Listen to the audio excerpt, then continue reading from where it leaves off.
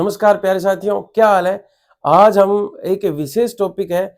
आप विशेष टॉपिक का क्या टाइटल देख रहे हैं? प्रोबेबिलिटिक सोइल यानी समस्याग्रस्त मृदाएं।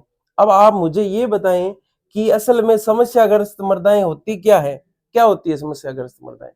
समस्याग्रस्त मृदाओं का मतलब ये हुआ कि वो मृदाएं जिनमें क्या है, हमें विशेष प्रक्रियाओं की, उन्हें सुधारने के लिए विशेष प्रक्रियाओं की आवश्यकता होती है।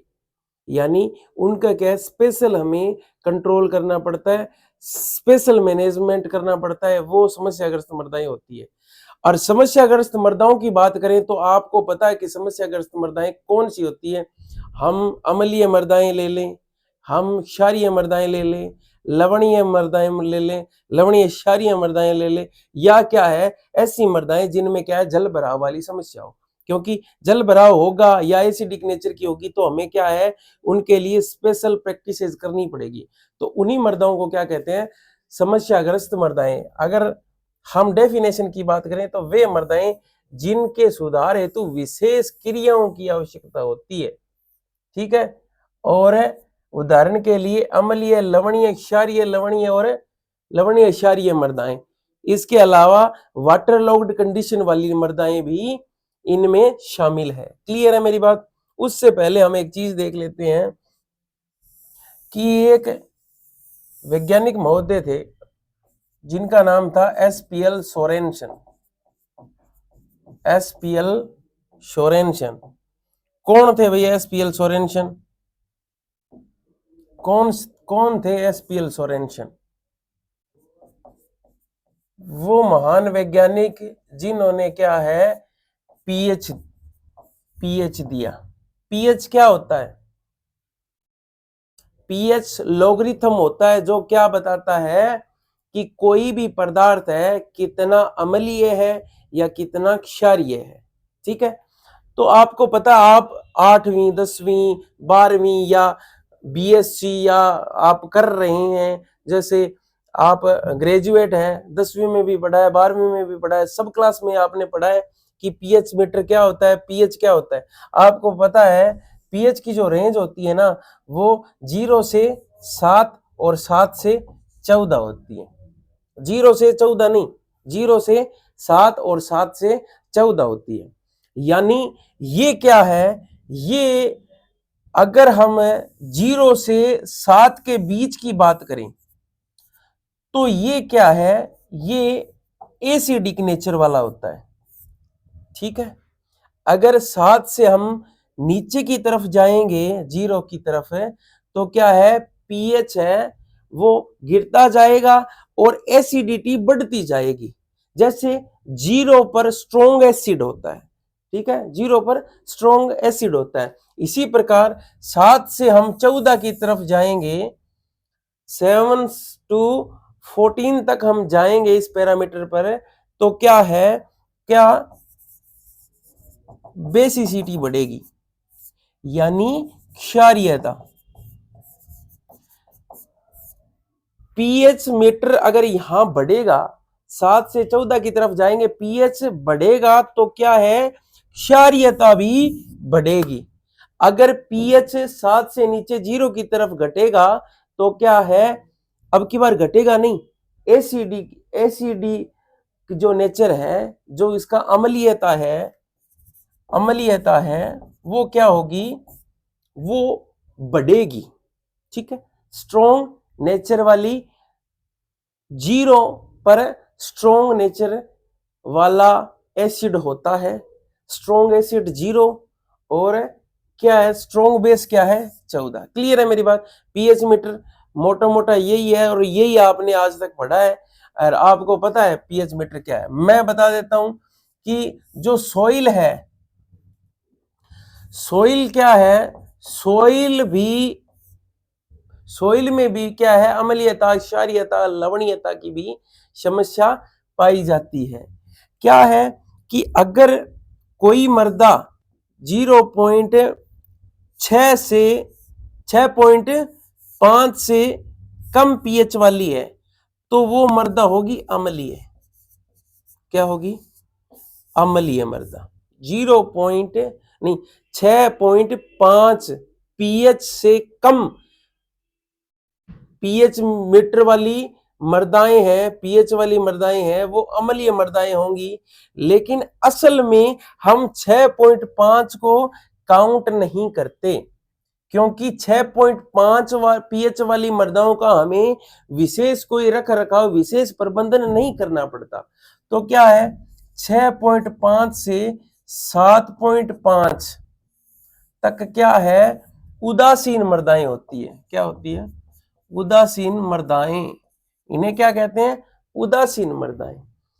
कहीं कहीं आपको मिलेगा 6 से 6.5, ठीक है, एसिडिक नेचर, ठीक है, ये भी है। लेकिन असल में उदासीन मृदाएं हैं वो 6.5 से 7.5 के बीच में उदासीनता होती है, ठीक है।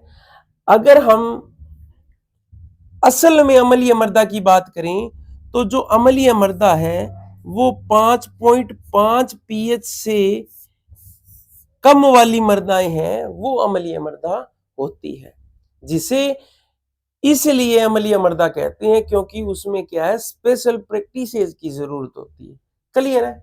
अब देखें, बता दूं आपको कि अम्लीय मृदाएं, डेफिनेशन में अम्लीय मृदाएं एसिडिक सोइल क्या है। क्या होता है कि जो आर्द्र क्षेत्र होता है ना, ह्यूमिड रीजन होता है, जहां पर ज्यादा बरसात होती है, तो आपको पता है सबसे ज्यादा क्या है, आपको पता है जो क्ले कंटेंट है ना, क्ले के ऊपर आपको पता है कैल्शियम, सोडियम, पोटेशियम, ये सभी बेसिक नेचर वाले, जिन्हें क्षार कहते हैं, ये मौजूद होते हैं। पॉजिटिव आयंस है, क्योंकि यहां नेगेटिव चार्ज होता है, इसलिए ये क्या है, धनायनों को क्या है, कले कह दें या मिसेल कह दें, वो अपनी सतह पर इन क्षारों को चिपका कर रखती है। क्लियर है मेरी बात? और ये क्या है, जब बरसात ज्यादा होती है ना, तो ये क्या है, नीचे की तरफ लीच कर जाते हैं, यानी घुलकर क्या है, नीचे की तरफ चले जाते हैं, जिससे क्या, अगर ये क्षार है, जिससे क्या है, पीएच मैनेज हो रहा है। अगर ये क्षार सभी घुलकर नीचे की तरफ चले जाएंगे तो क्या होगा, पीछे क्या बचेगा, पीछे अम्लीयता बच जाएगी। यानी ह्यूमिड, जो आर्द्र क्षेत्र होते हैं, ह्यूमिड रीजन्स, आर्द्र क्षेत्र की मृदाओं में हाइड्रोजन और एल्यूमिनियम, हाइड्रोजन और एल्यूमिनियम आयनों की अधिक सांद्रता से भूमि का जो पीएच है 7 से कम हो जाता है, जिससे अम्लीय मृदाएं विकसित होती है। क्लियर है मेरी बात? यानी ह्यूमिड रीजन में भारी बरसात के कारण क्या होता है, कार्बोनिक एसिड है वो बनता है, और कार्बोनिक एसिड बनने के कारण क्या है, या साथ ही तो कार्बोनिक एसिड बनकर और कंपाउंड बनाकर नीचे लीच करता है, साथ ही क्या है, जो क्षार है ये विभिन्न प्रकार के क्या है, कंपाउंड बना के नीचे की तरफ लीच कर जाते हैं, और पीछे क्या बचता है, हाइड्रोजन और एल्यूमिनियम। यानी मैंने ये बताया था आपको, मैंने ये बताया था कि क्ले पे जो पोटेशियम, कैल्शियम और सोडियम है, ये क्षारीय तत्व हैं, ये क्या है, पीएच को इंक्रीज करते हैं। क्लियर है?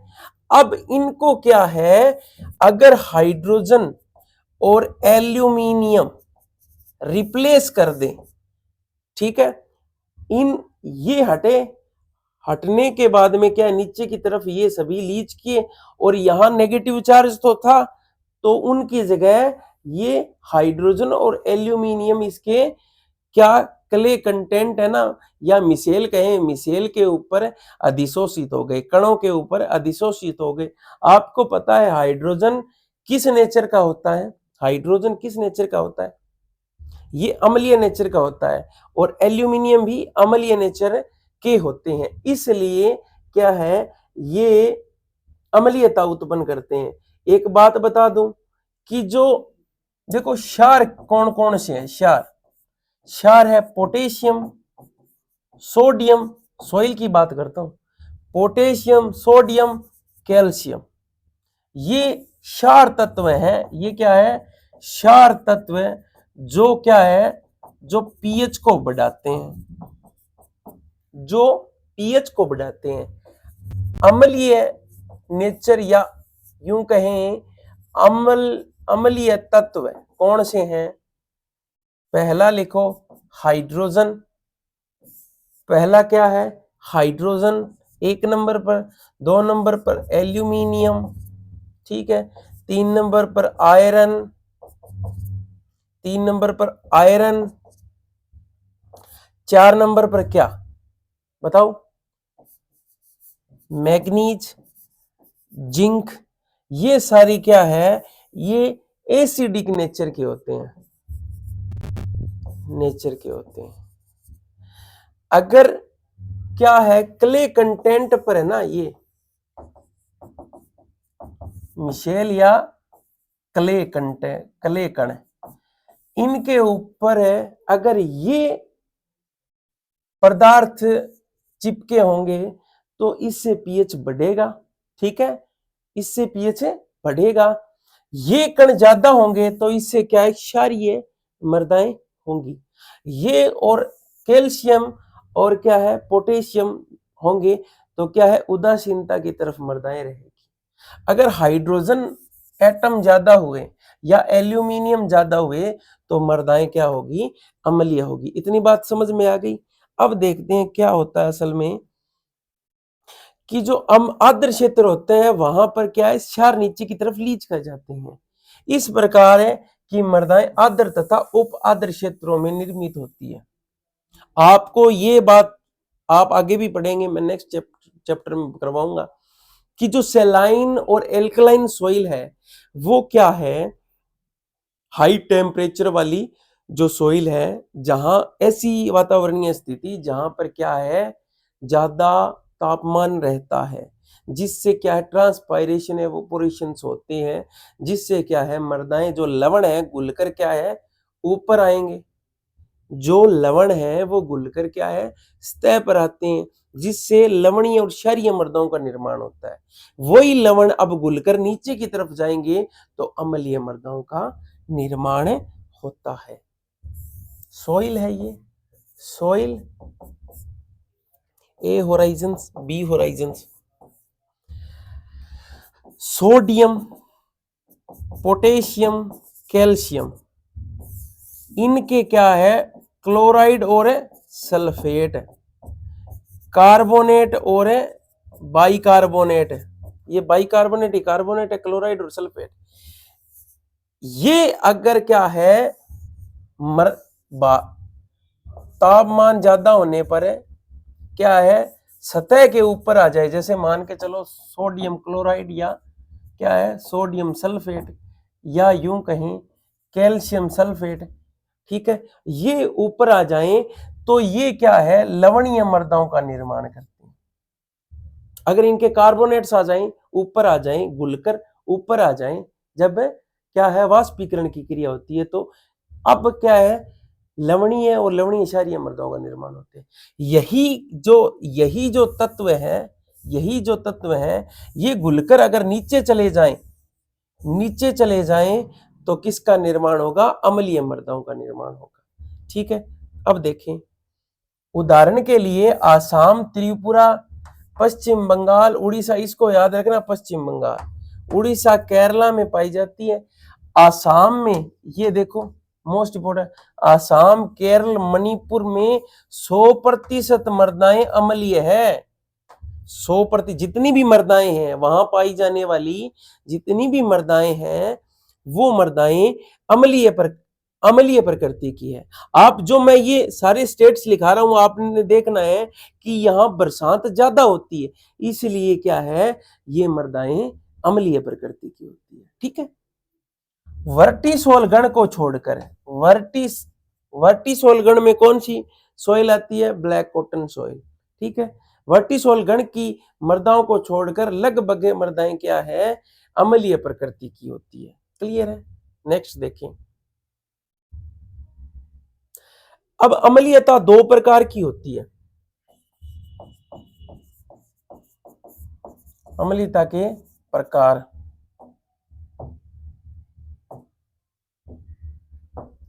अम्लीयता के प्रकार।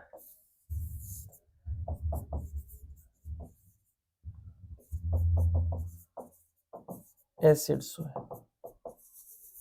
या यूं कहे एसिडिटी, दो प्रकार कौन कौन से? एक तो होता है एक्टिव एसिडिटी, एसिडिटी यानी एसिडिटी के दो प्रकार हैं। पेट वाली एसिडिटी नहीं, सोइल वाली, मृदा वाली एसिडिटी। एक होता है एक्सचेंज एसिडिटी, एसिडिटी यानी विनिमयशील अम्लता। एक है अपनी सक्रिय या घुलनशील अम्लता। यही पढ़ा है ना आपने, पढ़ा है ना आपने, पढ़ा है ना, पढ़ा है ना आपने। देखो, एक तो होती है सक्रिय अम्लता, एक होती है विनिमयशील या अधिशोषित अम्लता। देखो क्या होता है, हमने क्या देखना है, एक तो देखना है ये है, मान के चलो क्ले कण या यूं कहें मिसेल, ठीक है। एक हमारे पास क्या है, हमारे पास मृदा घोल है, मृदा घोल या सोइल सॉल्यूशन है। क्योंकि आपको पता है मिट्टी है, मिट्टी के अंदर क्या है, पानी पाया जाता है, घोल पाया जाता है, और घोल घोल घोल होता है तभी तो पौधे क्या है, जो लवण है, जो न्यूट्रिएंट्स है, जो तत्व है, वो ऊपर की तरफ यानी पौधे ग्रहण करते हैं। तो एक तो होता है कण, मृदा कण, ठीक है। ये एक है मृदा घोल। मृदा घोल में क्या है, आपको बता दूं कि जो एसिडिटी है ना, अम्लीयता, अम्लीयता उत्पन्न करने वाले जो लवण है वो है हाइड्रोजन तत्व, एल्यूमिनियम और आयरन मुख्य है ये। यानी अगर मृदा में क्या है, इनकी सांद्रता उच्च हो जाए, इनकी सांद्रता क्या है, उच्च हो जाए, तो उन्हें अम्लीय मृदा कहते हैं। यहां पढ़ा था ना हमने, आर्द्र मृदा में हाइड्रोजन और एल्यूमिनियम आयनों की अधिक सांद्रता से भूमि का पीएच क्या है, 7 से ज्यादा हो गया। अब देखें कि जो हम लिखा रहे थे कि एक तो होती है विनिमयशील अम्लता और एक हमने बात की कि कण और घोल। यहां घोल में पाई जाने वाली अम्लता है ना, अगर मृदा घोल में क्या होंगे, मृदा घोल में एल्यूमिनियम या हाइड्रोजन या आयरन क्या है, मृदा घोल में घुले होंगे, तो उसे कहते हैं सक्रिय अम्लता। क्या कहते हैं, सक्रिय अम्लता। अगर क्ले कण है, क्ले कण के ऊपर अधिशोषित हो गया, आपको पता है जो कण है उसके सरफेस पे जैसे सोडियम, कैल्शियम, ये मैग्नीशियम, ये सब चिपके थे ना, मैग्नीशियम भी है, सोडियम, कैल्शियम, मैग्नीशियम, पोटेशियम ये चिपके थे। इसी प्रकार क्या है, आयरन और एल्यूमिनियम और हाइड्रोजन आयन भी चिपकते हैं। जैसे मैं उदाहरण के लिए समझा दूं, जैसे ये क्ले कण है, कण, कण पर इस प्रकार से नेगेटिव चार्ज होता है, इस प्रकार से चिपके होते हैं। Hydrogen, hydrogen, aluminium, aluminium, calcium, magnesium, sodium, potassium, यानी कण के बाहर की तरफ चिपके होते हैं, ठीक है।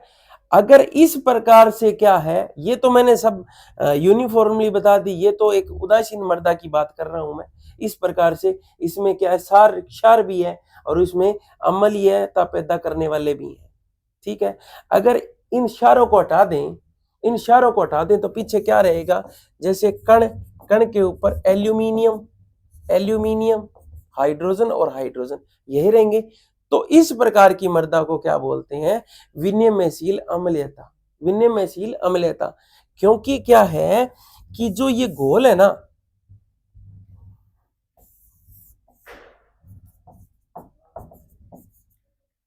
एल्यूमिनियम, एल्यूमिनियम, यहां हम घोल की बात करते हैं, ये है घोल, ये है कण, ये है घोल, यहां एल्यूमिनियम, आयरन और हाइड्रोजन, ये क्या है, ये विनिमयशील होता है। ये क्या होता है, विनिमयशील होता है। आपको पता है यहां से ये एक्सचेंज हो सकता है, एक्सचेंज हो सकता है। किससे एक्सचेंज होगा, कैल्शियम से एक्सचेंज कर सकते हैं, मैग्नीशियम से एक्सचेंज कर सकते हैं। इनको हटा के क्षार भी यहाँ डिपोजिट हो सकते हैं, यहाँ एब्जॉर्ब हो सकते हैं, यहाँ अधिशोषित हो सकते हैं। लेकिन मृदा घोल में अगर एल्यूमिनियम, आयरन और ये घुले होंगे तो इन्हें कहेंगे सक्रिय अम्लता। ये दोनों में आपस में क्या है, ये एक्सचेंज कर सकते हैं, ये दोनों आप आपस में एक्सचेंज कर सकते हैं। ठीक है, अब देखें कि सक्रिय अम्लता क्या है। सक्रिय अम्लता, एक्टिव एसिडिटी, मृदा घोल में उपस्थित हाइड्रोजन और एल्यूमिनियम आयनों की सांद्रता के कारण उत्पन्न होने वाली अम्लता को सक्रिय अम्लता कहते हैं। क्लियर है, मृदा घोल में ऊपर अगर उपस्थित है हाइड्रोजन और एल्यूमिनियम आयन तो उन्हें सक्रिय अम्लता कहते हैं। संचित अम्लता या विनिमयशील या एक्सचेंज एसिडिटी, मृदा कोलाइड्स पर, ठीक है, कणों के ऊपर, कणों के ऊपर है,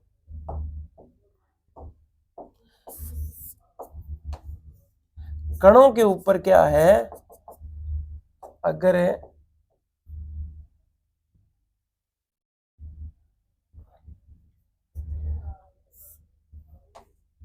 कणों के ऊपर क्या है, कणों के ऊपर क्या है, हाइड्रोजन और एल्यूमिनियम आयनों के कोलाइड्स कणों के ऊपर अधिशोषित आयनों के कारण उत्पन्न अम्लता को संचित अम्लता कहते हैं। अगर आपसे क्वेश्चन कर लें कि टोटल एसिडिटी क्या है, टोटल एसिडिटी या कुल अम्लता, कुल अम्लता, कुल अम्लता अगर आपको काउंट करनी हो, कुल अम्लता बराबर क्या है, total acidity is equal to active acidity plus exchange acidity plus residual acidity. ठीक है, रेजिडुअल, अब सर रेजिडुअल कौन सी एसिडिटी होती है, रेजिडुअल एसिडिटी कौन सी एसिडिटी होती है, यानी क्या है, एल्यूमिनियम और आयरन के कारण जो अम्लता उत्पन्न होती है, एल्यूमिनियम आयरन के कारण जो अम्लता उत्पन्न होती है उसे रेजिडुअल यानी अम्लता कहते हैं। अगर आपसे क्वेश्चन पूछ लिया जाए टोटल एसिडिटी किसे कहते हैं, तो एक्टिव एसिडिटी, एक्सचेंज एसिडिटी और रेजिडुअल एसिडिटी को इकट्ठे रूप में टोटल एसिडिटी कहते हैं। दोनों बात समझ में आ गई। अब देखें अम्लीयता के गुण, अगर मृदा अम्लीय है तो उसका गुण क्या होगा। पहली बात तो पीएच मान क्या है, 6.5 से कम। अब इसे क्या है, हम थोड़ा सा सुधार करेंगे। कहते तो अम्लीयता इसे, लेकिन जो यूएसडीए के द्वारा जो अम्लीय मृदा कहा गया है वो कहा गया 5.5 पीएच से कम। अगर क्वेश्चन आ जाए एसिडिक सॉइल किसे कहते हैं, एसिडिक सॉइल या अम्लीय मृदाएं किसे कहते हैं, तो 5.5 से कम वाली मृदाओं को अम्लीय मृदा कहते हैं। ठीक है, समझ में आ गई। क्योंकि 6.5 से 7.5 तक, 6.5 से 7.5 के बीच में मृदाएं उदासीन होती है। 6 से 6.5 भी होती है, 6 तक तो आराम से चल जाता है, कोई दिक्कत नहीं। 6 के बाद में प्रॉब्लम आनी शुरू हो, 6 के बाद में हमें क्या है, लाइमिंग मटेरियल ये डालने शुरू करने पड़ते हैं। अब इनमें क्या होता है, एक और क्या होता है, एल्यूमिनियम, आयरन, मैग्नीज, जिंक की विषाक्तता, क्योंकि अगर क्या है एसिडिटी 5.5 से कम है ना, तो इनकी मात्रा भारी हो जाएगी, ज्यादा मात्रा हो जाएगी, और ज्यादा मात्रा होने के कारण क्या है, एल्यूमिनियम, आयरन या हाइड्रोजन क्या है, जो जो रूट की मेम्ब्रेन है ना, उसको क्या है, डिस्ट्रॉय करना शुरू कर देते हैं। ठीक है, अगर अब आपसे पूछा कि अम्लीय मृदा उत्पन्न होने के कारण, यानी अम्लीय मृदा क्यों बनती है, अम्लीय मृदा क्यों बनती है, पहली आपने ध्यान रखना है कि अधिक वर्षा होने के कारण घुलनशील लवण भूमि से नीचे चले जाते हैं। अधिक वर्षा होने के कारण घुलनशील जो लवण है वो नीचे चले जाते हैं और मृदा अम्लीय। दूसरा कारण है ग्रेनाइट पैतृक खनिज के कारण। अगर जिस मृदा का निर्माण ग्रेनाइट से हुआ है तो वो मृदाएं अम्लीय हो। इसके अलावा अम्लीय उर्वरकों का प्रयोग, जैसे अमोनियम सल्फेट, अमोनियम नाइट्रेट, और कार्बनिक पदार्थ व गोबर की खाद से, और क्वार्ट्ज व सिलिका की अधिकता से। ये आपने 100% याद करना है। सिलिका की अधिकता के कारण भी होता है, गोबर की खाद, FYM, कार्बनिक पदार्थों के कारण। इसमें से मेन जो है ना, इसमें से मेन यानी पहला कौन सा, ज्यादा बरसात, हैवी रेनफॉल,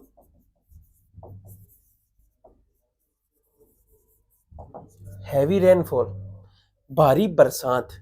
हैवी रेनफॉल से क्या होता है, जो क्षारीय लवण है वो क्या बनाते हैं, हैवी रेनफॉल हुई, जैसे ऑर्गेनिक मैटर है, ऑर्गेनिक मैटर से क्या, सड़ने से क्या हुआ, डिकम्पोज से कार्बन डाइऑक्साइड बनी। वैसे भी आपको बता दूं कि जो मृदा होती है ना, सॉइल होती है, उसमें CO2 की मात्रा कितनी होती है, आप बताएं कितनी होती है, 0.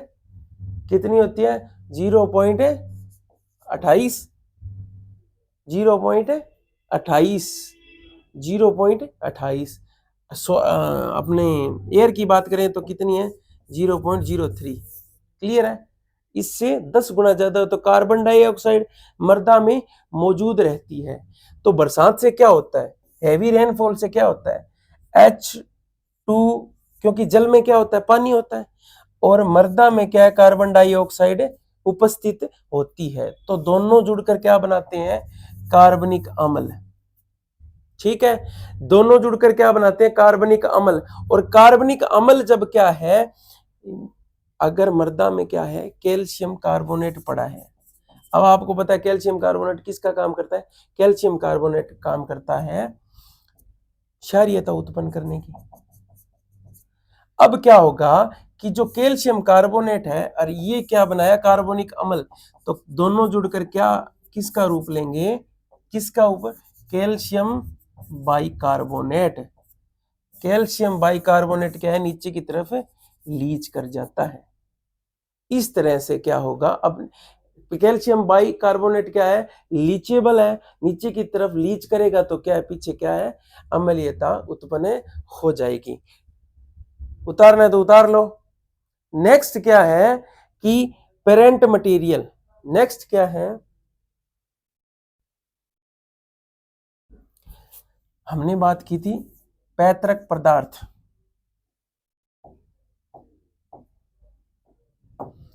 पैतृक पदार्थ,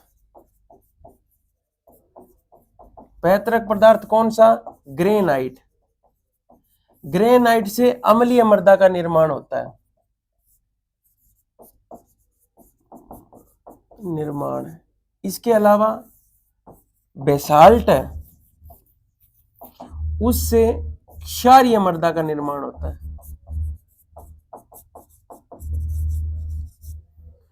इसके अलावा क्षारीय मृदा का निर्माण होता है। ठीक है, एक चीज और देखो, हमने क्या देखा, हमने क्या देखा कि अधिक वर्षा से, मैंने बता दिया अधिक वर्षा से कैसे होता है, ग्रेनाइट का बता दिया, ग्रेनाइट से अम्लीयता बढ़ती है। एक अम्लीय उर्वरकों का प्रयोग, अम्लीय उर्वरकों का प्रयोग। अम्लीय उर्वरक क्या करते हैं?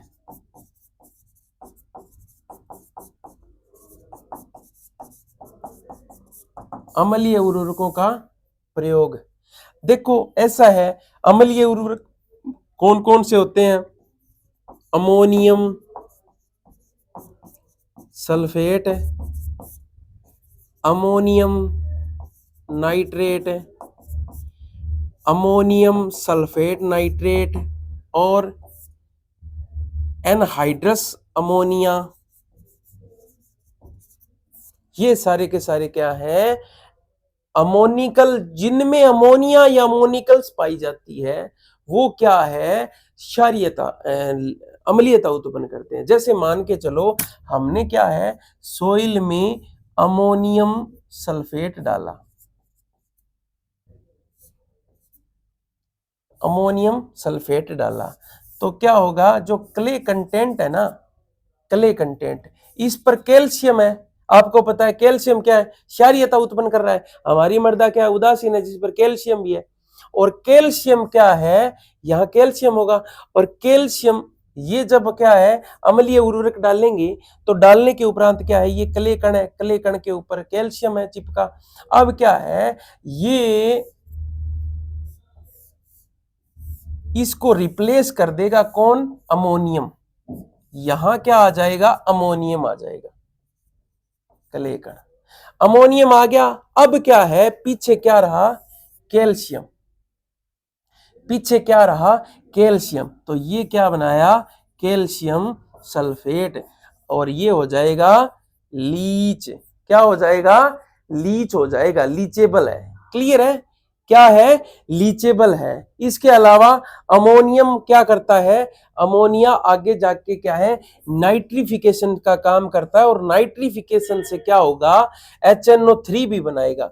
जो अमोनियम है ना, अमोनियम, ये आगे जाके क्या है, हाइड्रोजन रिलीज करेगा। उसके साथ क्या है, अमोन HNO3 नाइट्रिक एसिड भी बनाएगा। नाइट्रिक अम्ल बन गया तो क्या होगा? मृदा अम्लीय उत्पन्न होगी। क्लियर है? इस प्रकार हम, अब मैं बताऊं कि अम्लीय जो उर्वरक है, ऐसे अम्लीय उर्वरक है जो क्या है, जो अम्लीयता छोड़ते हैं मृदा में। जैसे अगर धान की बात करें तो धान में क्या है, अमोनियम सल्फेट बेस्ड फर्टिलाइजर मानते हैं। अगर मृदा अम्लीय होती है तो अम्लीय मृदा में क्या है कि हम क्या है, एसिडिक नेचर वाले, एसिडिक रेजिडुअल नेचर वाले फर्टिलाइजर नहीं डालते। जैसे मान के चलें कि एनहाइड्रस अमोनिया है। अगर हमने क्या है, एनहाइड्रस अमोनिया खेत में यूज की, एनहाइड्रस अमोनिया हमने खेत में यूज की, तो क्या हुआ?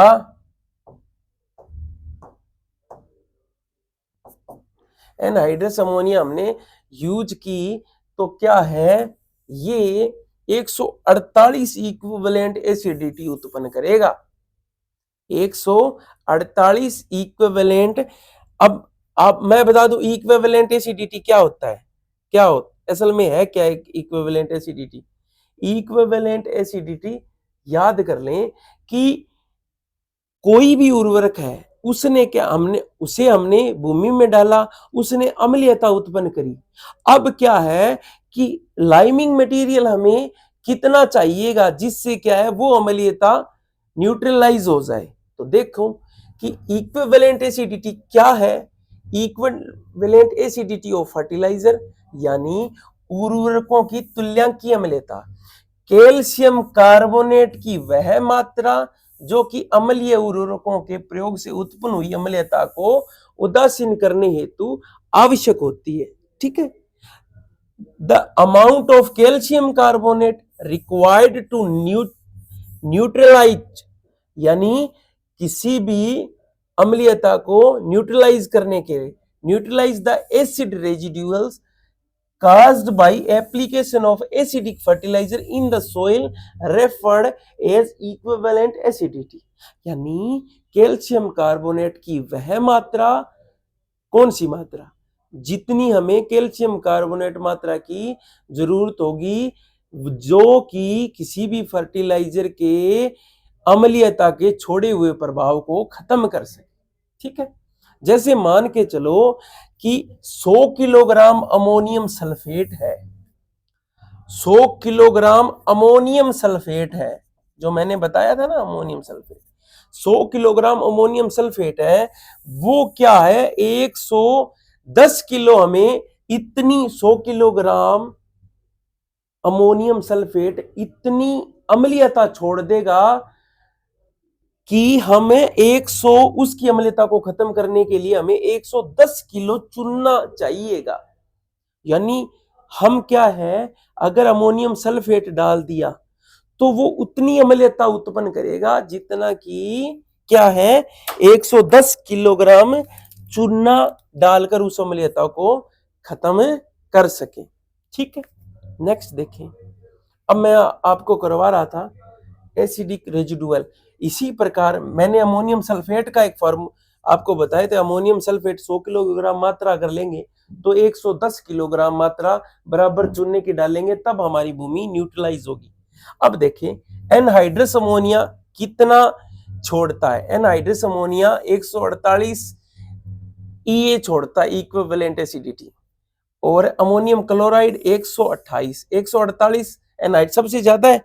ये क्वेश्चन आता है जेआरएफ कोई भी स्टेट लेवल का एग्जाम हो उसमें भी, ठीक है, लगभग जेट में भी आता है। इसलिए क्या है कि anhydrous ammonia 148, ammonium chloride 128, ammonium sulphate 110। मैंने ये कहा था 110 किलो चुनने की आवश्यकता है, यहाँ कितनी 148, यहाँ कितनी 128। ठीक है, इतनी एसिडिटी छोड़ेगा। Ammonium sulphate nitrate ASN 93, urea 80 to 85, DAP 77, और लोवेस्ट कौन सा है अमोनियम नाइट्रेट। कौन सा है अमोनियम नाइट्रेट। नाइट्रेट एक्सप्लोसिव है हाई हीट्स पर, ठीक है, एक्सप्लोसिव है। अमोनियम नाइट्रेट कितना 60, सबसे कम इसकी एसिडिटी रेजिडुअल कैपेसिटी है। ठीक है, नेक्स्ट देखें कि हमने बात कर ली एसिड सॉइल किसे कहते हैं। एसिड सॉइल 2 प्रकार की होती है, यानी एसिडिटी 2 प्रकार की होती है। अब हम देखेंगे कि असल में जो अम्लीयता है वो क्या है। 6 से 6.5,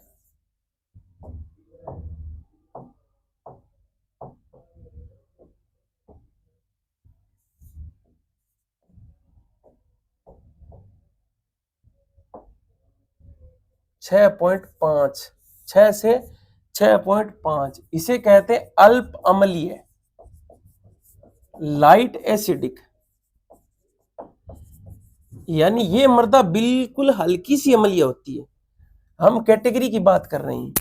एक होता है 5 से 5.5, इसे कहते हैं मध्यम अम्लीयता। यानी क्वेश्चन आ भी सकता है 5 से 5.5 वाली मृदा को अम्लीय। एक होती है अधिक अम्लीयता, वो क्या होती है 4 से 4.5 के बीच में जो अम्लीयता पाई जाती है वो अधिक अम्लीयता होती है। और एक और अम्लीयता पाई जाती है 3.5 से कम, जिसका पीएच, ये पीएच पैरामीटर्स हैं, ये प्रकार, अम्लीयता के प्रकार। ऐसी मृदा जिसका पीएच 3.5 से कम हो वो है strongly acidic, strongly acidic soil, strongly acidic soil. इसी की मैं बात कर रहा हूं। कौन सा एसिड सल्फेट सॉइल। अब देखो ये स्ट्रोंगली एसिडिक सॉइल है।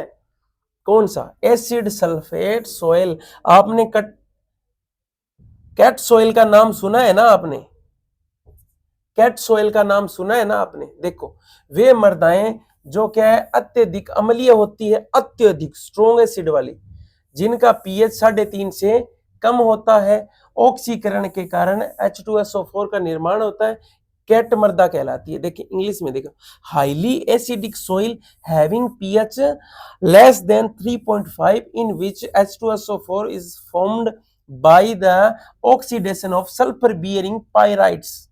ठीक है, it is found in coastal deltaic area and conditions of humid regions on such soil crop mainly suffer from, आपको पता है अम्लीय मृदा में एल्यूमिनियम टॉक्सिसिटी होती है और न्यूट्रिएंट डेफिशिएंसी होती है। मैं बता दूं आपको कि एसिड सल्फेट सोइल है क्या, एसिड सल्फेट है। गुरुदेव सारी बात हम पूरी बात खोल खोल के बता रहे हैं, तो ये भी बता दीजिए कि एसिड सल्फेट सोइल असल में है क्या, पंगा क्या है। ये पंगा कुछ नहीं है,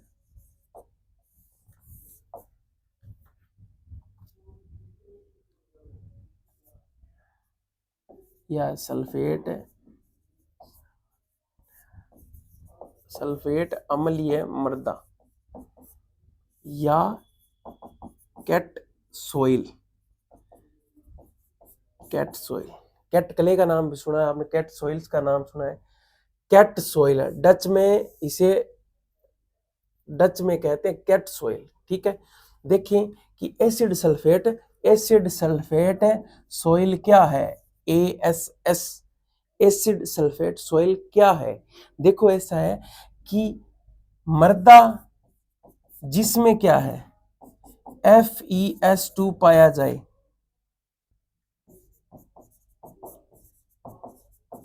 मृदा जिसमें FeS2 यानी पाइराइट क्या पाया जाए, पाइराइट पाया जाए। ठीक है, पाइराइट पाया जाए और वो क्या है वाटर लॉग्ड कंडीशन है, उसमें जल भराव वाली समस्या है।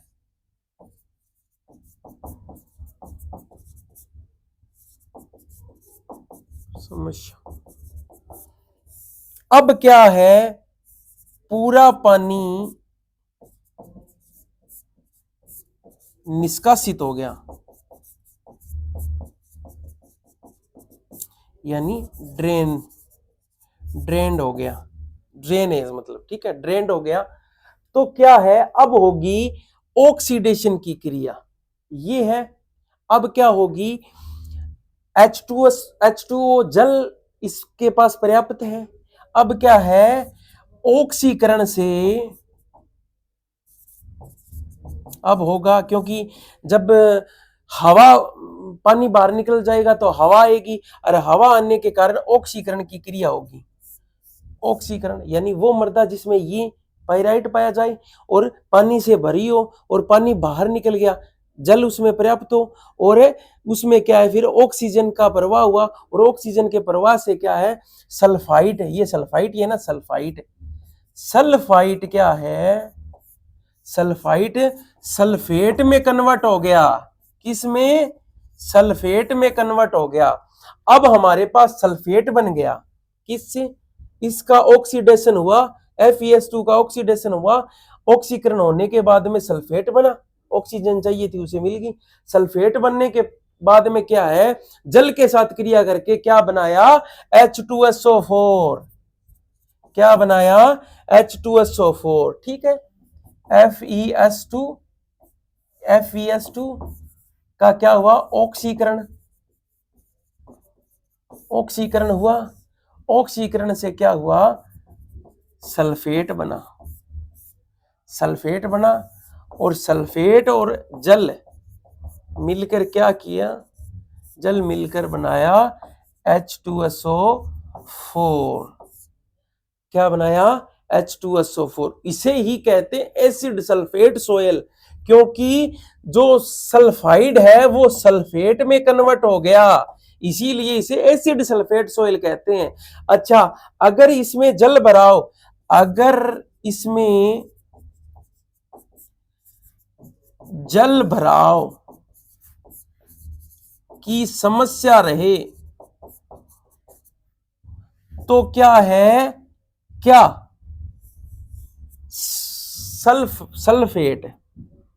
सल्फेट क्या है एक गैस बनाता है H2S, क्या? हाइड्रोजन सल्फाइड गैस बनाता है। आपने नाम सुना है ना, हाइड्रोजन सल्फाइड गैस बनाता है। और हाइड्रोजन सल्फाइड गैस से कौन सा रोग होता है? एक्योची। अब आ गई गुरुजी याद मेरे, अब सारी बात याद आ गई गुरुजी, सारी बात किसी याद आ गई भी। एक्योची डिजीज, एक्योची डिजीज किस में होती है? राइस में।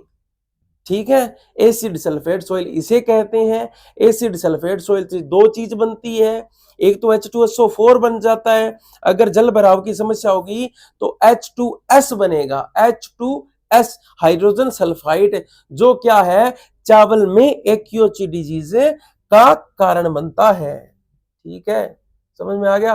नेक्स्ट, अम्लीय मृदाओं का हम क्या है, अब करेंगे हम अम्लीय मृदाओं का प्रबंध। इन्हें cat soil, acid sulphate soil को कैट सॉइल भी कहते हैं। रिक्लेमेशन ऑफ एसिड सॉइल्स, पहले हम क्या करते हैं? सॉइल एमेलियोरेशन क्या है ये समझते हैं।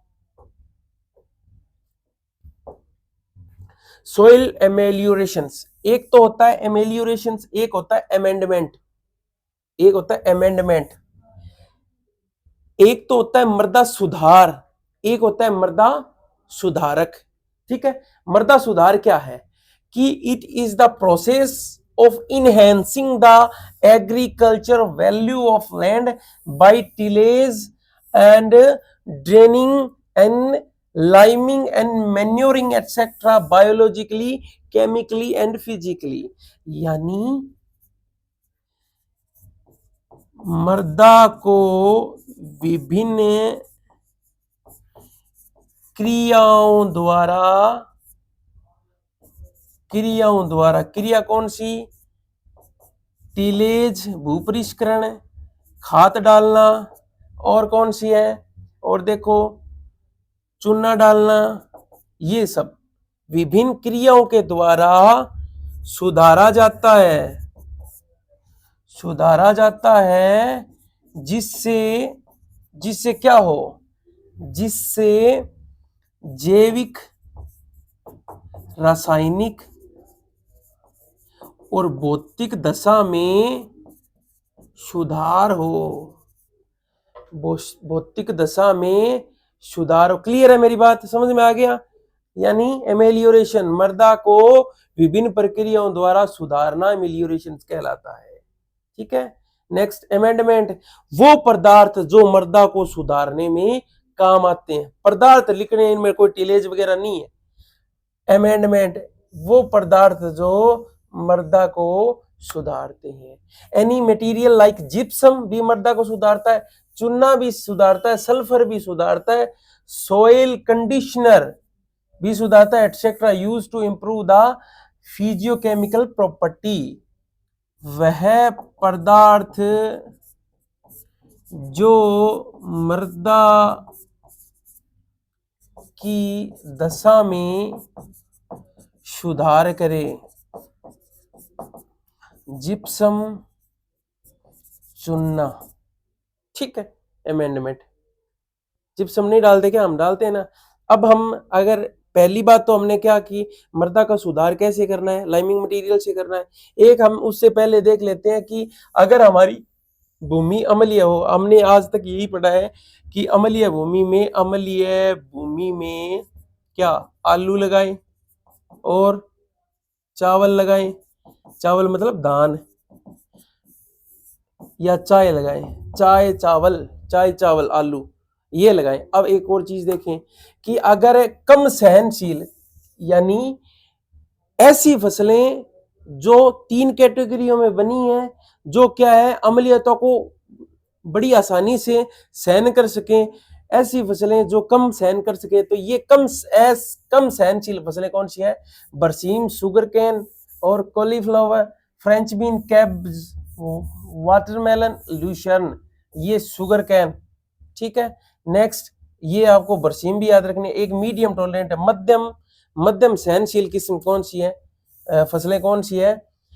मेज, पोटैटो, आलू, मक्का, wheat, soybean, barley, oat and rice, oat and rice. अब देखो आपने यहां राइस धान आपने यहां देख लिया, वीट देख लिया, पोटैटो आलू और धान देख लिया ना।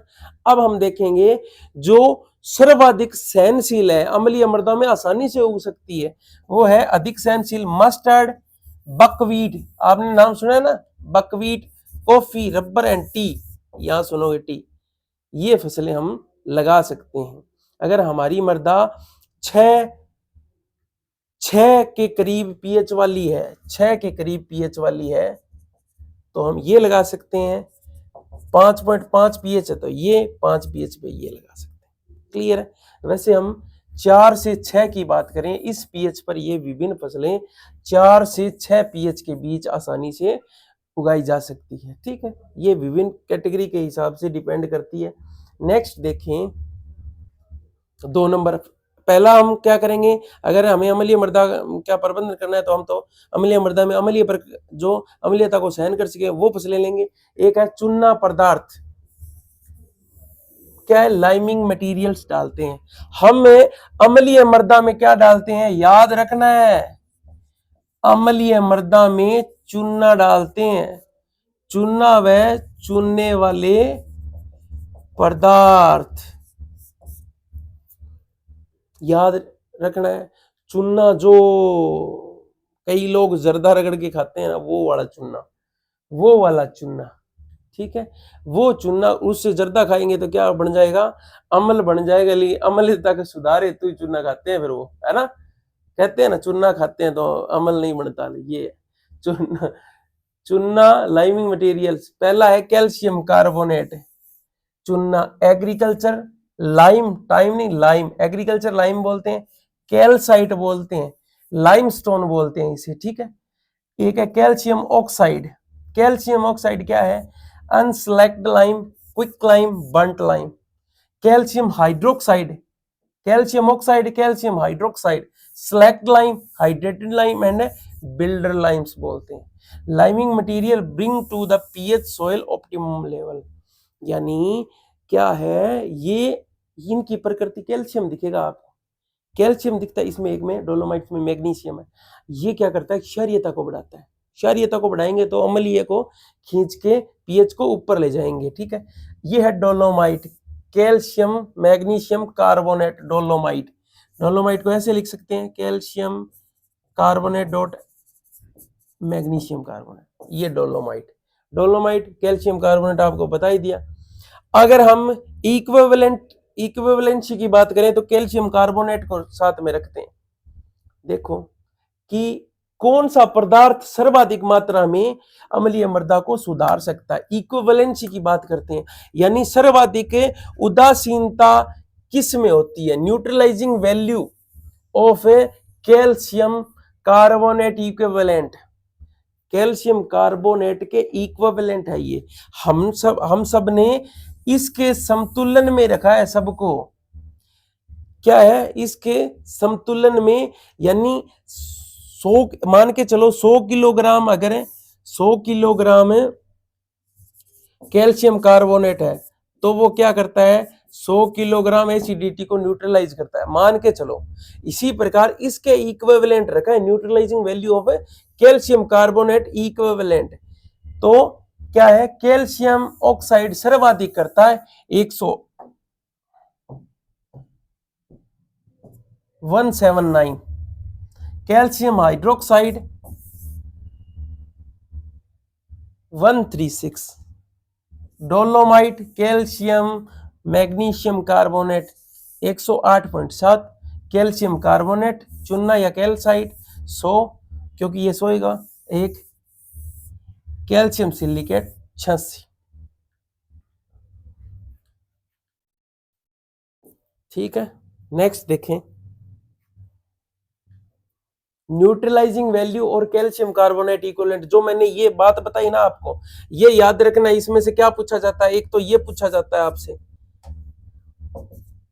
एक तो ये पूछा जाता है 100, एक ये पूछा जाता है कैल्शियम, आपसे ये पूछा जाता है, आपको याद रखना है। अब ये मैं बात कर रहा हूं न्यूट्रलाइजिंग वैल्यू ऑफ सीसी। अब देखें क्या होता है न्यूट्रलाइजिंग वैल्यू ऑफ सीसी, क्या है ये, न्यूट्रलाइजिंग वैल्यू और कैल्शियम कार्बोनेट इक्विवेलेंट क्या होता है? Calcium carbonate equivalent is defined as the acid neutralizing capacity of an agriculture liming material express as a material express as a weight percent of calcium carbonate. यानी calcium जो carbonate है ना, calcium carbonate, उसके क्या है तुल्यांक में कौन सा चुनने वाला पदार्थ कितना डाला जाएगा, वो इक्विवेलेंसी। वो अगर ये कैल्शियम कार्बोनेट 100 किलोग्राम न्यूट्रलाइज करता है तो वो कितना करेगा, वो 179 कैल्शियम हाइड्रोक्साइड 179 और जो कैल्शियम हाइड्रोक्साइड है वो 136 करेगा। इस प्रकार नेक्स्ट देखें, ये इसका फार्मूला है CC ऑफ लाइमिंग मटेरियल निकालने का, molecular weight of calcium carbonate upon वो मटेरियल जिसको हमें ज्ञात करना है, ज्ञात करने वाला मटेरियल इनटू 100। ठीक है, नेक्स्ट देखिए, चुनने की आवश्यकता, लाइम रिक्वायरमेंट, यानी चुनना कितना चाहिएगा। चुनना आपसे सीधा सीधा ये क्वेश्चन किया जाएगा कि चुनने की आवश्यकता का निर्धारण किस विधि से किया जाता है, किस विधि से, तो शूमेकर। चुनने की वह मात्रा जो पीएच मान को बढ़ाने हेतु आवश्यक हो लाइम रिक्वायरमेंट कहलाती है। क्या कहलाती है? Lime requirement. चुनने की आवश्यकता निर्धारण करने के लिए किस विधि का प्रयोग किया जाता है? Shoemaker method. कौन सा? लाइम रिक्वायरमेंट के लिए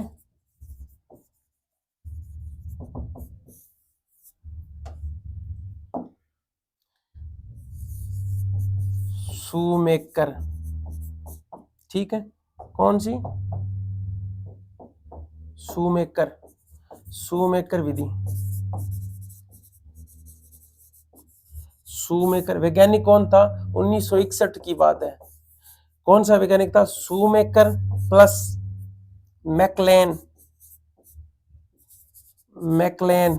प्लस प्रेट, ये तीन वैज्ञानिक थे, शूमेकर, मैकलेन। इसे क्या कहते हैं? बफर मेथड भी कहते हैं। क्या कहते हैं? Buffer method.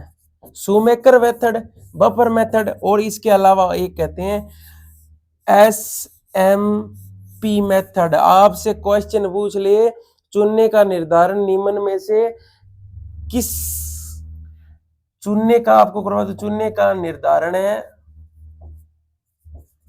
निम्न विधि से किया जाता है।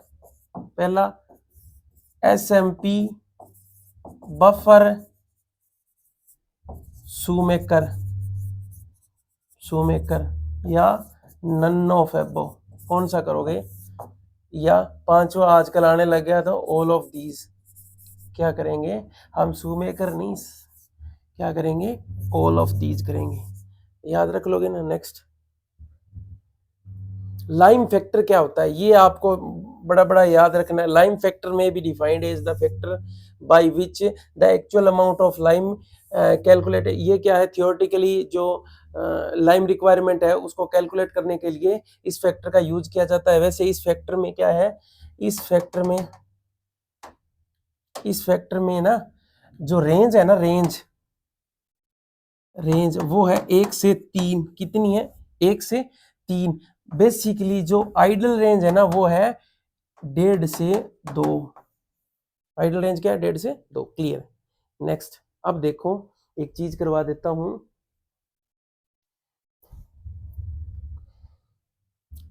कैल्शियम जैसे हम करवा रहे थे, calcium liming material, calcium carbonate जब हम कर रहे थे कि चुनना किस प्रकार से न्यूट्रलाइज करता है, तो कैल्शियम कार्बोनेट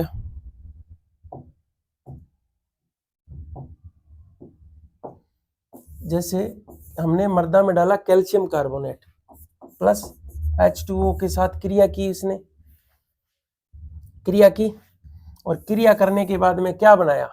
ये क्या बनाएगा कि कैल्शियम को छोड़ देगा, क्योंकि क्ले है ना इसमें। अगर हम क्ले साथ में रखें, hydrogen atom, calcium carbonate plus H2O plus क्या है, ये हमारी सोइल है, ठीक है। इससे ये कैल्शियम क्या है, रिप्लेस कर देगा, ठीक है।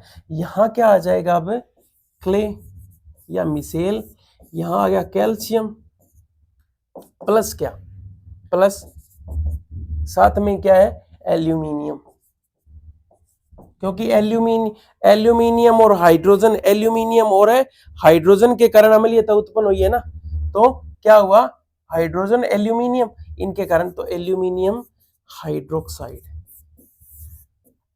इस प्रकार से ये कैलकुलेट होता है। अगर हम कैल्शियम कार्बोनेट की बात करें, कैल्शियम हाइड्रोक्साइड की बात करें, तो कैल्शियम हाइड्रोक्साइड, एल्यूमिनियम इनसे अम्लीयता उत्पन्न होती है, ये क्ले कण है।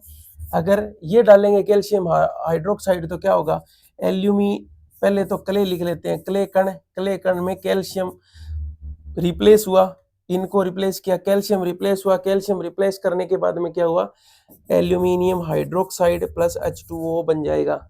एल्यूमिनियम हाइड्रोक्साइड प्लस है, सोइल में एल्यूमिनियम हाइड्रोक्साइड प्लस H2O बन जाएगा। इस प्रकार से ये क्या है। नेक्स्ट एक चीज है कि चूना अगर हमें डालना हो, चूना डालना हो या लाइम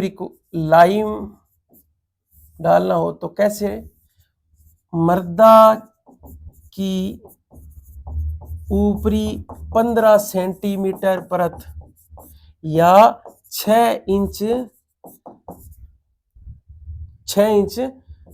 परत में डालते हैं।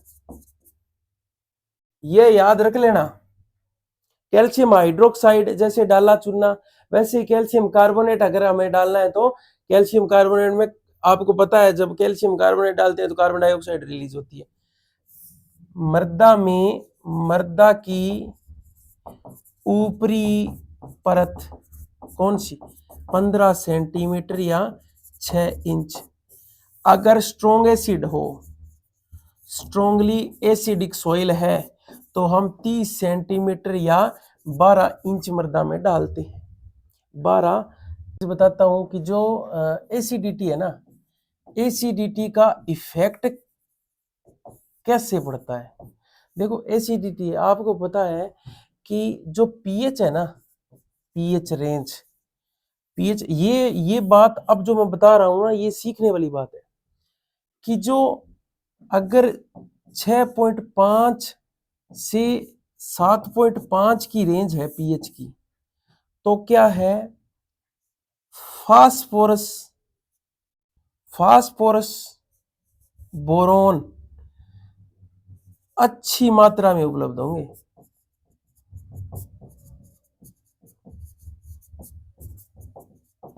ठीक है, यानी ये तो आ गया उदासीन सॉइल में 6.5 से 7.5 में फास्फोरस बोरोन अच्छी मात्रा में उपलब्ध होंगे, यानी फास्फोरस। इसके अलावा और बता दूं कि जो नाइट्रोजन है, जो पोटास है, ये भी आपको 7 जो पीएच है उससे ऊपरी मिलते हैं, यानी ये भी क्या है, एक तरह से उदासीन मृदा है ना, उसमें ज्यादा मात्रा में मिलते हैं। इसके अलावा और बता दूं कि जो 6.5 है ना, 6.5 से कम पीएच है तो क्या है, एल्यूमिनियम, आयरन, जिंक, मैग्नीज सभी सूक्ष्म पोषक तत्व है ना, मिलते हैं, सभी सूक्ष्म पोषक तत्व मिलते हैं, एल्यूमिनियम, आयरन, जिंक, मैग्नीज, इस प्रकार। लेकिन क्या है, बोरोन और मोलिब्डेनम नहीं। एक और चीज बता देता हूं कि जो कैल्शियम है ना, कैल्शियम प्लस बोरोन ये पीएच बढ़ने के साथ बढ़ते हैं। कैल्शियम और मोलिब्डेनम, क्लियर है मेरी बात। बोरोन यहां उदासीन जो सोइल है 6.5 और 7.5 के बीच में उदासीन मृदा है, इसमें मिलते हैं। ठीक है, और जो कैल्शियम और मोलिब्डेनम है ये क्या है, ये पीएच बढ़ने के साथ बढ़ते हैं। इसके अलावा कि जो ऑर्गेनिक सॉइल होती है ना, ये जो मैं लास्ट में करवा रहा हूं ना, ये सबसे महत्वपूर्ण क्वेश्चंस है, ठीक है। जो ऑर्गेनिक सॉइल है ना, उसका पीएच कितना मानते हैं आप? उसका पीएच होता है 5.5 से कम। क्या होता है? 5.5 से कम। अच्छा, एक चीज बता देता हूं कि जो एसिड सॉइल है ना, एसिड सॉइल, इसमें क्या है, क्रूसीफर्स होते हैं ना, क्रूसीफेरी कुल वाली,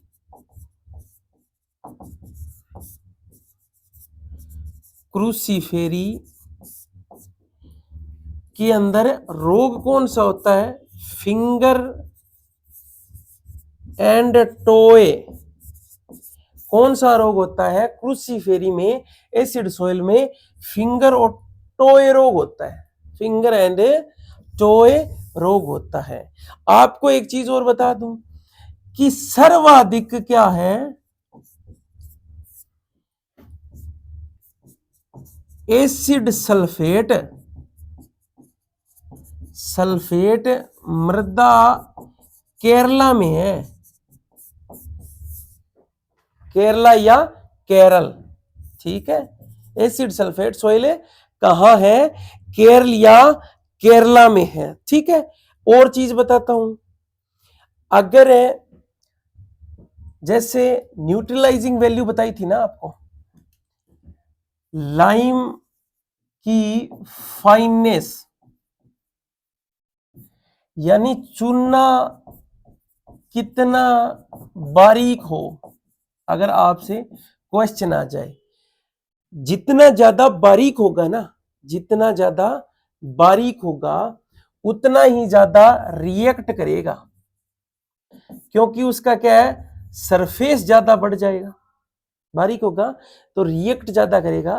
तो इसका जो आकार है कैसे निर्धारित करें?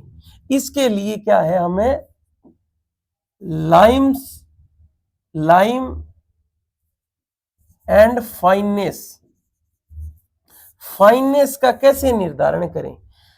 फाइननेस का निर्धारण करेंगे तभी तो एफिशिएंसी ज्ञात होगी। एफिशिएंसी, अगर हमें चूना डालना हो और चूना डालना और 100% उसकी एफिशिएंसी हो, रिएक्ट करने की एफिशिएंसी हो, चूना डालें और 100% एफिशिएंसी हो रिएक्ट करने की, तो क्या है, हमें 60 मेष की जो छलनी है ना, 60 मेष सीव, उससे पास होनी जरूरी है। अगर 60 मेष सीव से अगर पास हो गया चुनना तो वो 100% एफिशिएंसी वाला होगा, ठीक है। एक चीज और बता दूं कि 20 मेष सीव पास्ट बट नॉट 60, यानी 20 में से पास हो जाए लेकिन 60 में से नहीं हो, तो उसकी एफिशिएंसी कितनी आएगी? 60%, ठीक। एक और चीज बता दूं, 8 में सीव पास्ट बट नॉट 20, 20 से पास ना और 8 से पास हो जाए तो वो होगा 20% एफिशिएंसी, 20% एफिशिएंसी। इन प्रकार से, इस प्रकार से हम ये जो चीजें हैं, ये एक बता देता हूं, जो इफेक्ट है ना एसिडिटी का, इफेक्ट क्या है, 3 तरह से पड़ता है। एक तो टॉक्सिसिटी, टॉक्सिसिटी यानी विषाक्तता। आपको पता है एल्यूमिनियम, हाइड्रोजन, आयरन की विषाक्तता पड़ती है मेम्ब्रेन्स पर, मैंने बताया था आपको पीछे। एक क्या है, न्यूट्रिएंट अवेलेबिलिटी, यानी पोषक तत्वों की उपलब्धता। अभी मैंने पीछे जो पीएच मान करवाया था वो। एक क्या है, माइक्रोबियल एक्टिविटी, यानी सूक्ष्म जीव है ना, जो सूक्ष्म जीव वो क्या है, 6 से 6.5 के बीच में बहुत अच्छा काम करते हैं, यानी सबसे ज्यादा काम इस पीएच मान पर करते हैं। और बता दूं कि जो अगर हमें चूना डालना हो तो अगर पीएच मान 4.8 है, या यूं कहें 4.5 से 4.8 है, तो हम क्या है, लगभग 35 टन चूना डालेंगे प्रति हेक्टर। अगर वही 6 पीएच का है तो लगभग हम क्या है, 4 टन डालेंगे। ठीक है। और एक बात बता दूं, लास्ट एंड इंपॉर्टेंट है, जो रेजिडुअल एसिडिटी है ना, रेजिडुअल एसिडिटी, उसके लिए सबसे ज्यादा चूने की मात्रा चाहिए, चूना सर्वाधिक चाहिए, यानी औरों के एक्टिव एक्सचेंज के अलावा जो रेजिडुअल एसिडिटी है उसके लिए चूने की अधिक मात्रा चाहिए। ठीक है। इस प्रकार से हम ये जो आज का जो एसिडिक सोइल वाला चैप्टर है हमने कंप्लीट कर लिया, और मुझे लगता है कि इसमें से कोई चीज बकाया नहीं रही, और आपको आराम से बैठकर ये जो पीपीटी है स्क्रीनशॉट लेके आराम से सब चीजें लिखनी है बकायदा, तभी आपका सिलेक्शन होगा। Thank you so much.